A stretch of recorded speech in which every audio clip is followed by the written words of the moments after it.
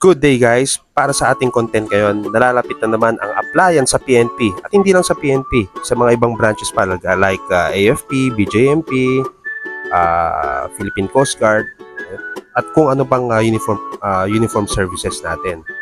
At isa sa mga importanteng dapat nyo ding malaman ay ang pagguhit or pagdrawing ng tao. Ito po ay kasama sa neuro examination. At alam naman natin na hindi lahat maalam sa pagdrawing. Kaya nandito ako para tulungan kayo. Importante na dapat ninyong malaman hindi kailangan maganda ang drawing at hindi po paligsahan at pagandahan ng drawing ito. Okay? Number 2, kumpleto ang body parts which is i-demonstrate ko po. Number 3, pwede po ang erasure kaya nga usually lapis ang ginagamit sa pagdodrawing.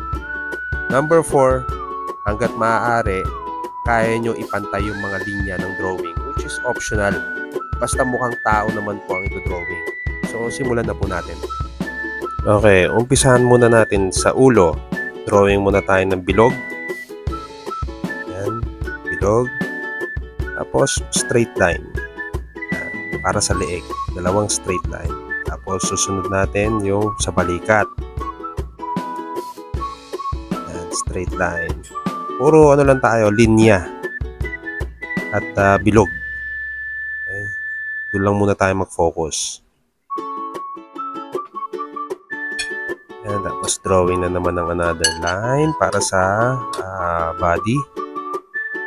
Yan. Tansyahin natin. Importanteng tansyahin yan. Okay lang magbura. Hindi naman makaka-apekto yan. Basta mahalaga maayos yung drawing nyo. Hindi naman kailangan maganda.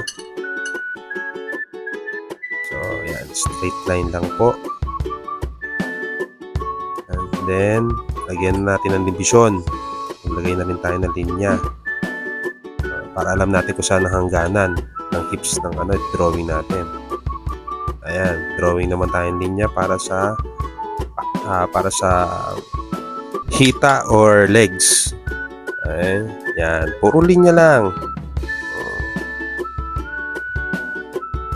Importante mga aplikante, mag-practice tayo. Sundan nyo lang itong mga ginagawa ko.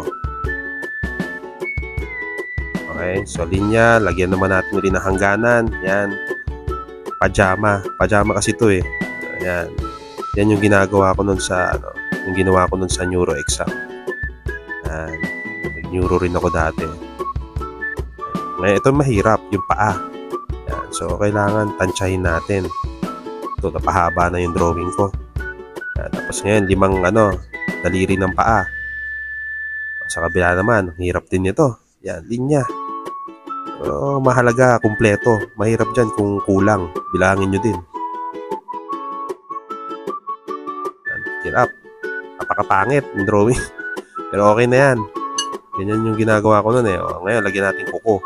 O kaya tuldok para makita lang nung mag-i-interview sa atin na kumpleto, diba? Basta noticeable yung kuko. Ngayon, punta tayo sa kamay. Drawing naman natin yung kamay.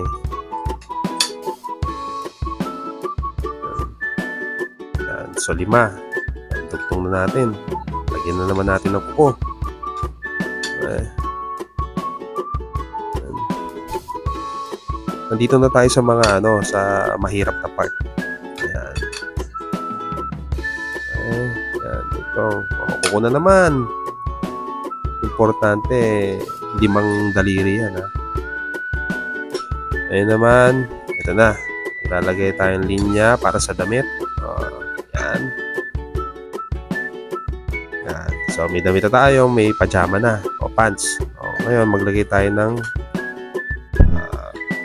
guhit dyan. Kasi importante malaman na merong yung siko natin or yung upper arms may division. So, punta na tayo sa tenga. So, drawing ko na yung tenga.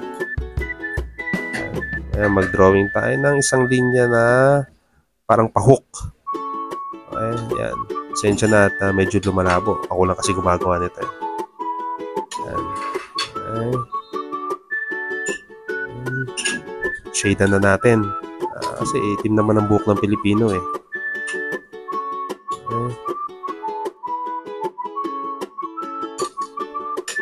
Okay. Lagyan natin ng another hook dun sa tenga para alam na normal na tenga natin eh. Kaya dapat may diyan, parang may linya sa loob. Ayun, kilay, puro hook lang din, isang straight line, tapos hook na naman sa baba. Tapos hangga't maaari, nakangiti po yung natin. So, makikita dyan sa na kung ano yung behavior natin. Kung masayahin ba tayo or normal ba tayo. Makikita yan sa drawing eh. Pasensyahan nyo na yung drawing ko, hindi kagandahan niya. Pero effective yan, promise. Yan. Diba? May mata, may eye bag, di ba? Kompleto. Ayan na. Yun yung drawing natin. Di ba? Ang dali-dali lang. Ulitin ko mga aplikante, practice lang at sundan nyo lang to. Papasa kayo kung nagsasabi. So yun muna mga Kologic, bye muna for now. And yung next video natin na i-upload is yung sa babae naman. Isa rin, mahirap rin po yun. Bye muna uli mga Kologic.